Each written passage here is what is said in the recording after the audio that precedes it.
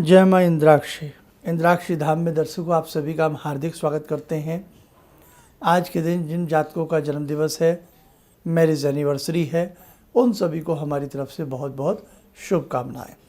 सुबह के 7 बजे हैं। आज हम आपको बताएंगे कि जो हम पूजा करते हैं, जहाँ हमने घर में पूजा का दरबार बनाया होता है, पूजा घर बनाया होता है, देववाड़ी भी इसको कहते हैं, देवघर कहते हैं, तो हम वहाँ क्या क्या चीज़ें ना रखें, ये आपके मन में बड़ी शंका रहती है ना, रहती है। तो बड़ा कीमती एपिसोड है आज का, आइए सुन लीजिएगा आप। घर में कदापि 2 शिवलिंग नहीं रखना चाहिए। एक स्थल पर कई बार आप एक पारस शिवलिंग रख लेते हैं, एक नर्मदेश्वर रख लेते हैं, या कोई अन्य शिवलिंग रख लेते हैं। घर में एक पूजा घर में कदापि भी 2 शिवलिंग नहीं रखने चाहिए।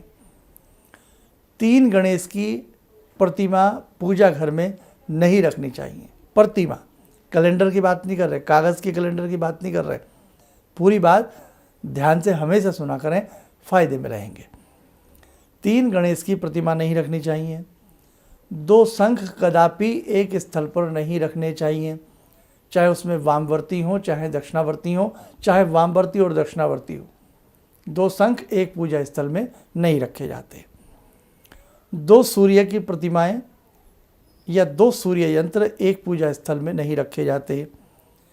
3 भगवती दुर्गा की मूर्तियां एक सेम, अब एक तो है सरस्वती, महाकाली, महालक्ष्मी, ये तीनों रूप अलग हो गए, लेकिन एक सी 3 मूर्तियां हों। भाई दिवे लक्ष्मी जी की 3 मूर्तियां देवी जी की एक साथ ना रखें, सरस्वती की 3 मूर्तियां एक साथ ना रखें, भवानी दुर्गा की 3 मूर्तियां एक साथ ना रखें। रूप उन्हीं के हैं, लेकिन रूप जब अलग अलग हैं तब कोई दिक्कत नहीं है। सरस्वती रखें, महाकाली रखें, लक्ष्मी रखें, कोई भी रूप रखें, लेकिन एक सा रूप 3 मूर्तियों में नहीं रखा जाता। 2 गोमती चक्र एक स्थल पर एक साथ ना रखें। साथ में कुछ उसके रख दें, जोड़ लें तो बात अलग है, लेकिन पूजा स्थल पर 2 गोमती चक्रों की एक साथ पूजा नहीं की जाती। 2 शालिग्राम या शालिग्राम के 2 चक्र एक साथ नहीं रखे जाते। ये चीज़ का आप ध्यान रखें। शालिग्राम में भगवान श्री विष्णु हरि का वास होता है।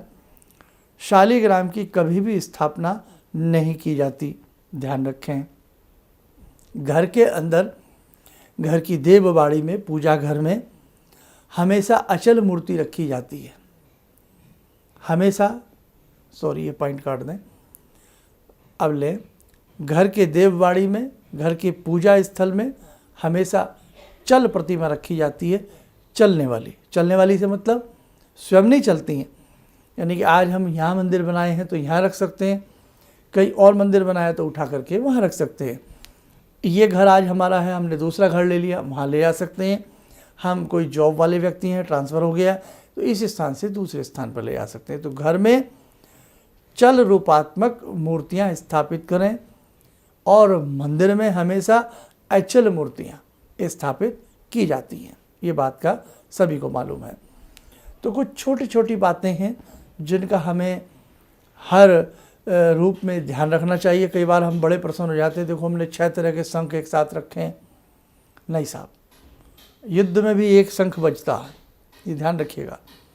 मंदिर में, भवन में एक शंख बजता है।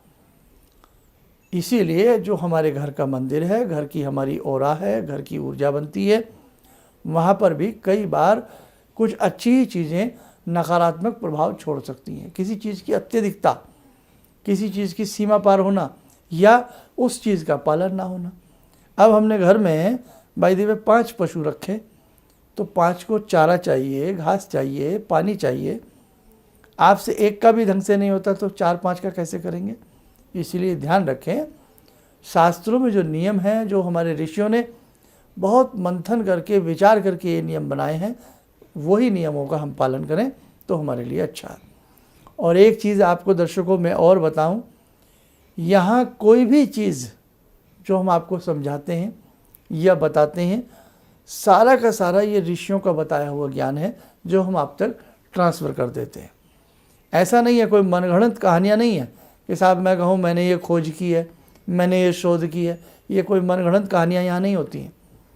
यहाँ जो भी कुछ है वो सब भगवान का बताया हुआ, ईश्वर का बताया हुआ, वेदों से निकला हुआ, पुराणों से निकला हुआ, नित्य प्रकाश कर्म से निकला हुआ, सारी चीज़ें आपको जो कि तो वो बताई जाती है। यानी कि क्यों? वो प्रमाणिकता है, ऑथेंटिसिटी है उसके अंदर।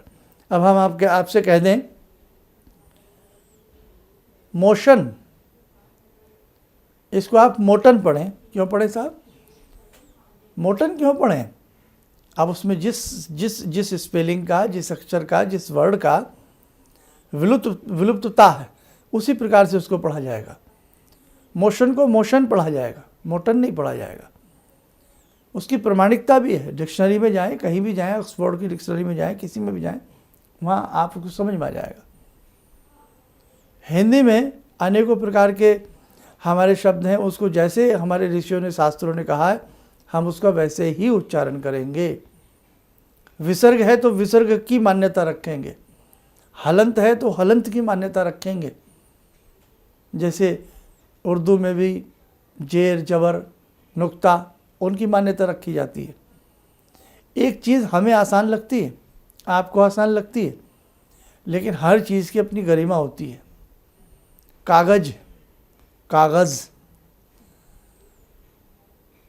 हर चीज़ की अपनी मान्यता होती है। नम, नम, विसर्ग लग गया, नम है, फर्क नहीं आया। नम, नम, आंखें नम हो गई। नमः शिवाय, नमः शिवाय, नमः शिवाय। तो हर चीज़ का एक फ़र्क होता है, एक बिंदी का भी फ़र्क हो जाता है। आप जिन्होंने सिद्धकुंज जी का स्तोत्र पढ़ते हैं, हम कम चम लम टम वम छम शम द्विजाग्रम द्विजाग्रम त्रोटे त्रोटे, तो हर चीज़ का मेरे दर्शकों, जब तक उस चीज़ को हम शुद्ध नहीं कर पाएंगे, तरीके से नहीं कर पाएंगे, पूर्ण लाभ नहीं मिलेगा।